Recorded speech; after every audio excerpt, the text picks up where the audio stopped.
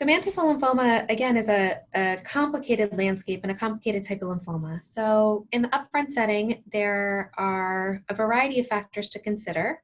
So the patient's age, comorbidities, and also what's driving the lymphoma. So whether they have an abnormality in P53.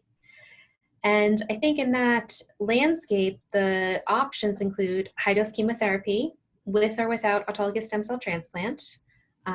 And then also for maybe older, less fit patients, bendamustine with rituximab, like regimens. For a rare subset, watch and wait is appropriate for mantle cell lymphoma.